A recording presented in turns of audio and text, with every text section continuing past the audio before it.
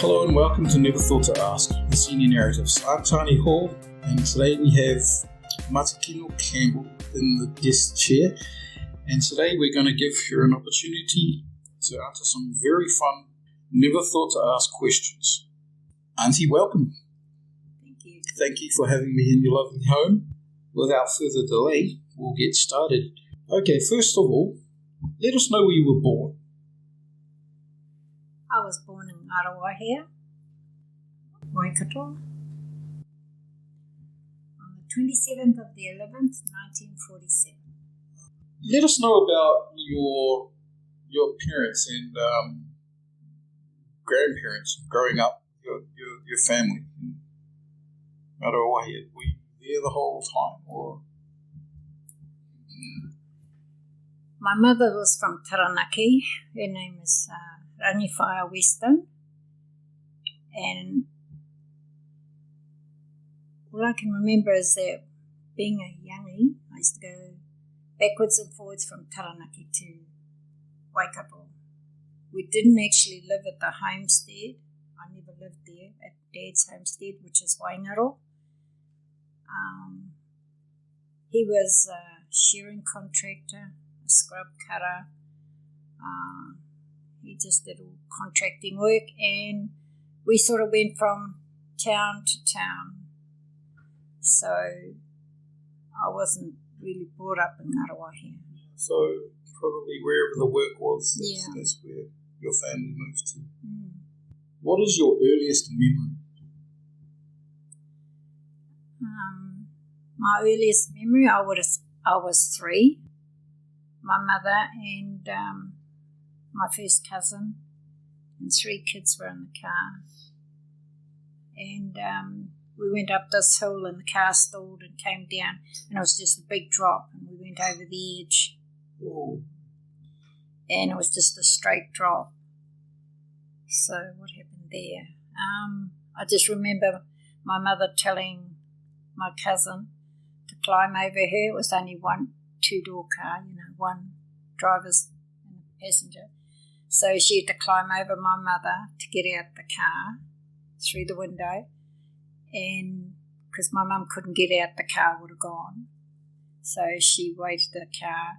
When my cousin got out, she had to stand on the, what do you call those, gutter boards or whatever they are. Yeah. She stood on that, still weighing the car, while us kids were passed through the window until she got us all out, and she even had a baby. So, yeah, the window wouldn't have been big. It was only a little car. And I just remember we were all put on the other side of the road by her, and then my mum had to get out slowly out of the car, but it didn't go, so we were lucky. We just sat on the side of the road till a car came along, and when I got my father and that, and that was my earliest memory, and I do remember that because I did bring it up one day, and Mum said, "You remember that? You were only 3." Yeah. So, other than when I started school, yeah. After that, I must remember all tragedy things. I don't know the exact place. Yeah.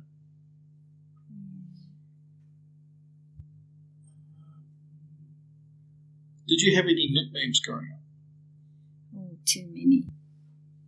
I had Skin, Gino, then it went to Jean, Muffet, and Skin. Oh, you name it, I had them. But that's how I got my nickname, Jean. Yeah. Is that the siblings couldn't say Kino instead of calling me Mate. They used to call me, they used to say Kino, but couldn't say Kino, they used to say Gino. So that stuck. And then as time went by, as they got older, it went to Gino. And then Jean. Yeah. Oh. But every school I went to was still signed up under Matekino and not Jean. Whenever I had jobs, I signed up as Matekino, but added Jean as a nickname. Yes. Because I didn't like the way they pronounced the name. Yes. You want to know how I got my name? No. How did you get your name? Oh, okay. my mother was pregnant at the time, and my first cousin was killed in a car accident. And on the marae, my mother was the only one pregnant, and the old kaumātuas would get up and talk about the accident. Because my mother was pregnant, he just pointed the finger and said, name your child after him. And when Mum told me that, and I said, well, I should have been Jeffrey, not Matekino, but it was the accident. Yeah, that makes sense. Yeah, that's how I got my name. Childhood friends. Like growing up in New Zealand, did you have childhood friends, and are you still in touch? No, I'm not in touch with anybody, but it was a lot of cousins. Yeah, we just went to school, so yeah, had friends there, but not very many Māoris at the schools. Right. Not while I was growing up. I think we were the only Māoris there. All right, we'll get into school real soon. Did you have a favourite family member? Favourite, other than my mum and dad? Lastly, on this subject, a lot of families have traditions. What are some that you have or had in your family? I can't say we had any traditions, actually. No. I think when you move around too much, you don't sort of, well, you know, like for Christmas, for example, we didn't make sure we was at someone else's place. I do remember we were on our own most of the time, being out in the country. So there was nothing like a real Christmas. In fact, presents was like getting a packet of lollies. You know, that was a buzz for us as kids, just getting a packet of lollies. And they would have had to been those little packets that you can buy, I don't know, something like penny or something, tuppence. I do remember that. I can't say that I ever got any expensive presents. Us girls didn't. Oh, I had a brother. And I can say he got everything, every year. He seemed to have a birthday every year. We didn't. Oh my gosh. He must have been the baby. He was the only boy. Oh, right. But I also had many whānau brothers too, like all first cousins. They were whānau. All right, let's move on to school now. Take us for a quick walk through all your schools you went through.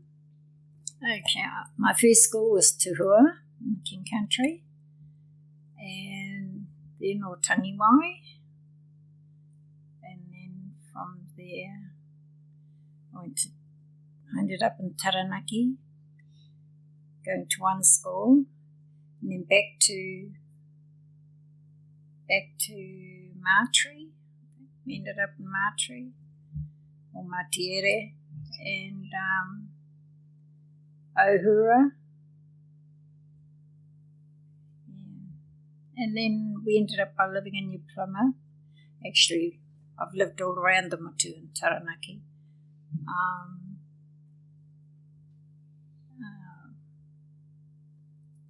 Went to school in Hawera, Leperton, Waitara. And then I ended up at New Plymouth Intermediate, in New Plymouth Girls High. Yeah, that was about it. Then off to work. All right. Do you remember your first day of school? First day at school? Yes, I can remember. That was at Tuhua. There was an earthquake. It was a frosty morning, and every morning we went outside and had exercises on the court. It was clay court. And you're freezing, you know, and you do exercise. Then you come in and you have a hot cup of Milo or cocoa, one of the two. And I can remember we were just going to have our drinks, and it was an earthquake. It was a cold morning. Next minute we were all huddled outside in the the building. That was it. And that was your first day? That was my first day at school, so I do remember that. Oh, okay. And we had to walk to school, and I thought I used to tell everybody we walked for miles. As an actual fact, it was probably from here to the next roundabout. That happens a lot, doesn't it? How were you as a student? Did you have a favourite subject? Spelling, writing, reading. I wasn't no good at maths. I liked science. No good at English. Yeah, that's about it. I had no majors in anything really. Did you ever get into trouble in class? Yes, once. I even got the strap. Oh. Do you remember what it was for? Yeah, swore at this person outside the school, swore at a friend, and she reported me to the teacher the next day, so I got the strap like that. And you would have thought I was being murdered. It was only once. One strap. Yeah, that was it. But I wasn't naughty other than that. And then my father went to the school the next day because of what happens outside school should stay outside, right. Not go back into the school. Just about done the teacher in.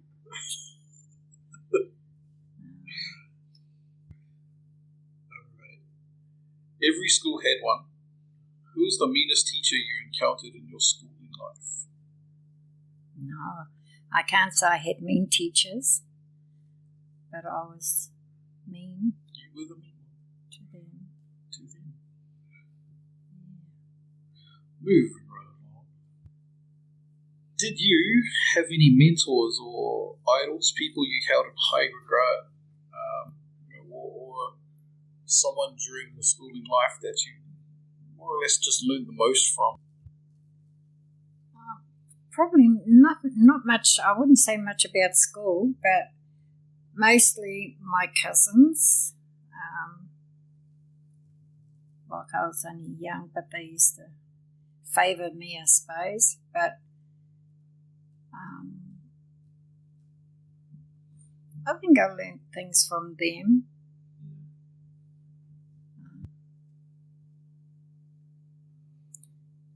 But I'd have to say probably my father, because he taught us a lot, and I think I was a tomboy when I was young, and I used to want to go out on the farm with him all the time, and if you got up early, you were able to go with him. So, like I was only about 5 or 6, and I was allowed to drive the tractors, and all that, because feeding out. Yeah. You just hop on the tractor and you just steer. So, and then I'd get home and I'd tell the others, oh, I'm going to get up early tomorrow, and beat you to it. And guaranteed I'd hear my father and I'd sneak out again. Yeah, things like that I enjoyed. Very cool. Last question of this, about school. Do you have any personal achievements in this time or anything like that? I was very good at sports. I was very good at spelling. But my attendance at school wasn't that great because we moved around a lot. That's right. So back in those days, the schooling was very poor. Right.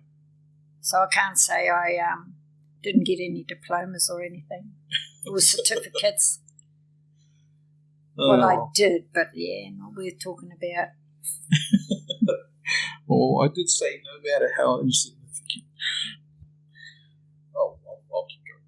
Okay, our next section is work, employment. Give us a quick walk through your work history. I first started off out in the sheds, doing on the broom, getting blisters, and then that didn't last long. My father said I could stay home because I got blisters on my hands. And then my first job would have been in a dairy. I worked in a dairy for about 10 months. And then from there I went into Stratford as a housemaid, Stratford Hospital. And I was there for about 2 or 3 years, then transferred to Green Lane Hospital in Auckland. I was up there for about 8 months. Then my father went to Wellington and had a major operation, so I went down to Wellington to see him and failed to go back to Auckland. And ended up working in Wellington at a factory, Sweps. And then I went into the telephone exchange. And from telephone exchange to... I loved the telephone exchange. I was there for 20 years. Was it 20? And transferred to Hamilton in that time, just for 3 months, and back to Wellington.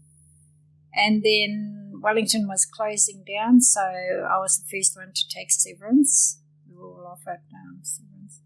So I was the first one to take it and went to look after my mother back in Ngarawahia. Because we did move around a lot, but they ended up back in Ngarawahia. My father had kidney failure, so he wanted to go home to his homestead, which was a one-bedroom, or just a one-room house by the time he got back to it. But it turned into a 3-bedroom and a lounge and a kitchen and everything. But everything was manual. You had to cross the river to get to it. And yeah, so he ended up wanting to go back there because he knew that was his final place. And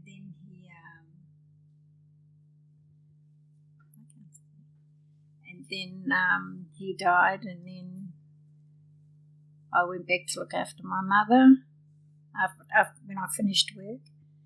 And then during that time, one of my mates from Wellington said to Scylla, "What is your mate doing?" And, she's just in Hamilton.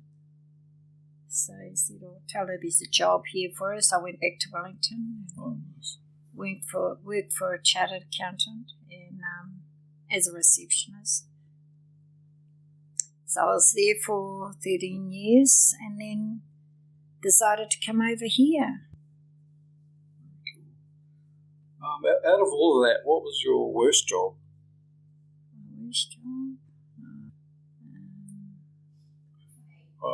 I'd probably suggest that it was the sheds. Yeah, well, I didn't last long there because I got blistered. Yeah, I'd have to probably say that. Who wants to be a little girl and work in shoe sheds? But I will say I was a bit of a daddy's girl, so right. I never ever got smacks from him. Or my mother. On to the next one. What was your favourite job? Working here, actually. Yeah. It's the dirtiest, dangerous, stinkest, and but cruisy. It was cruisy. And plus I got, I benefited out of it. I used to get, what do you call it? Perks. You got really good perks there, yeah.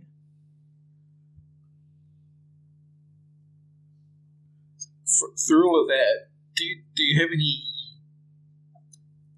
any favorite stories or pranks from like those different workplaces? Something. Well, I wouldn't call it hilarious, but yes, I have had an incident where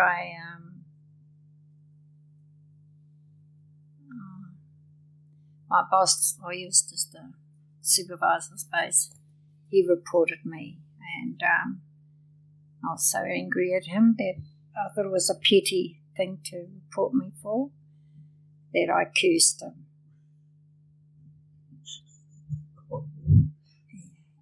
And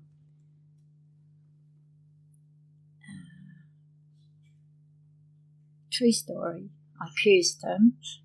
And every time I looked at him as he walked past, gave him the daggers. And by about, I think it might have been before lunch, he was bent right over and couldn't stand up. So he was off work, went home that day and never saw him for 2 years before he came back to work. And everybody knew him. And when he came back, they were going, "Oh, Jean, Peter's coming back.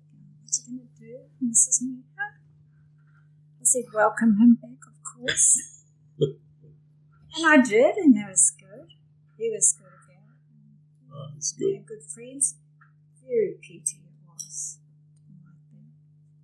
Now we're going to move into the fun stuff. Tell us the story of a real kick yourself moment. A what? A real kick yourself moment. Well, I've had many of those stories. Just one. Oh, gosh. Look, I just had a good one just on Friday. I shouldn't say that. But it was dumb. But we were having a visitor on Thursday night, We had a visitor on Thursday. So I cooked tea, a lovely tea. And we were invited to go out for tea, but we didn't want to go out because we were having a visitor. And so my mate said she'll do these 2 up a plate down the road. So she did up 2 plates and we had spare pudding, so we took that. And I went to the car first and carrying these 2 plates in a plastic container, tried to open the door with this big container and splatter. Oh, no. Smashed plates. One wasn't very happy there. I felt so terrible. But just as well we had plenty of food, she managed to do up 2 more plates. What is your most petty crime? Petty crime? Oh, I don't think back in the days they were petty crimes. No. I will tell you one incident. When I was going to school at New Plymouth, every lunch hour, I wouldn't say it's every lunch hour, I would go downtown and used to walk around Woolworths, right? You go right around the counters and out the door. Well, I could pick up lollies, so I was shoplifting then at intermediate. So I'd walk in, grab a packet of lollies, walk right around and out the door, back to school. So that was, I used to shoplift. All right, next question. Oh, you'll have to use your imagination for this one. You just got struck by lightning and you've now woken up with superpowers. What are they? Well, those powers have gone.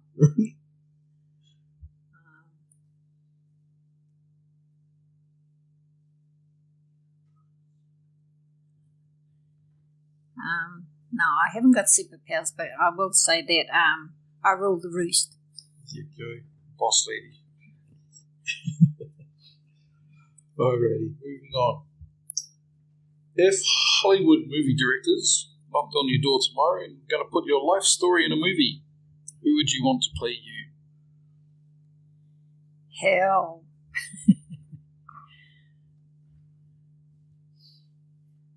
I don't think my story would be worth putting on a movie.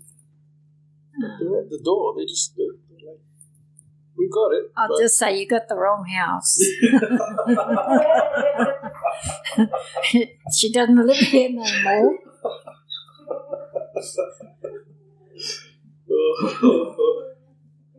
That's what shy out. And if they say, it's worth big money, or tough.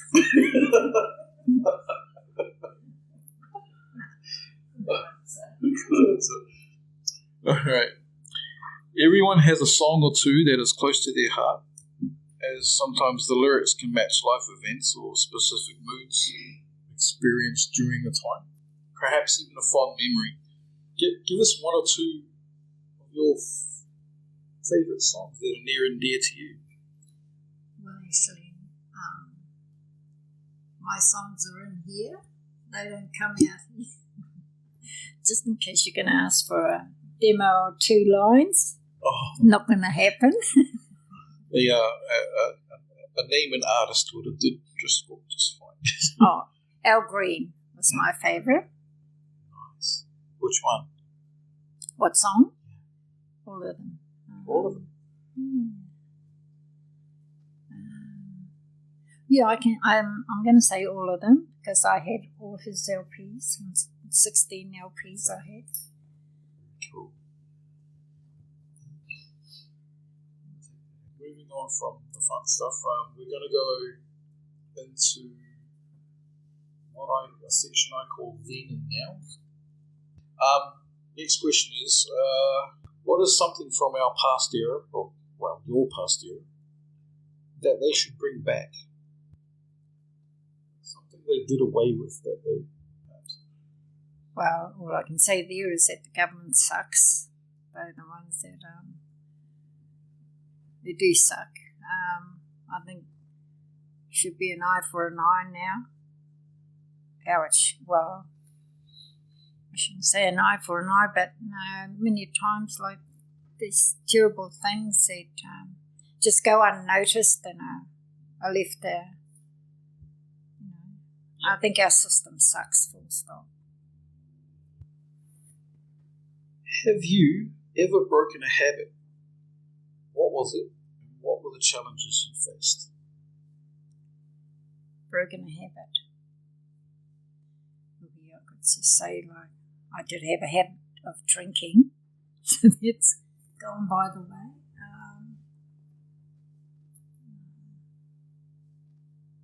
Habits. Drinking habit? How would you have broken that? Just stopped? It just stopped. Moved away from those influences? Or No, it just stopped. what is something that you just don't see the point or appeal to? Oh, well, I have to agree with AFL. I still can't get into it. Another boring one is cricket, but I will watch the one dayers. To me, that's boring. I love me one day. They run around like bunny rabbits at dumb and they just jump on top of each other. You make them wonder, I don't know. I just don't like that game full stop. If you could spend a day with someone alive or not, fictional or true, who would it be and why? It has to be my mum. She was a real humble lady and I don't think I gave her the time when she was alive. I loved her, but I didn't just do enough for her. Do you have a bucket list? Yeah, I just want to lose weight. That's my bucket list. That's a bucket list. The only bucket list. All right. The next part of the question was, do you have anything ticked off of it yet? No. What was it? No. That's the only thing I can tick off if I could lose weight. No Grand Canyon? No skydiving? No, thank you. Not into that. Okay, last question. If you were to leave behind a recording of your most important thoughts and wisdoms for future generations, what knowledge would you pass on to them? To my grandkids, to my daughter and grandkids, and your grandkids and your great-grands. There we go. Just to love your elders, respect your elders. Do what you can for them, I suppose. while they're there, we least appreciate them, I suppose. Yes. I just don't know. Yeah, teaching them to look after each other. Would you say to put your family first? No. Should be your aunties, uncles. I think that's inclusive. That'll be inclusive. Very inclusive. Thank you for joining us on Never Thought to Ask, the senior narratives. I've been here with Matekino Campbell, Auntie Jean to everyone. Auntie, thank you for being on the show. Until we meet again, thank you very much. Thank you, Ben.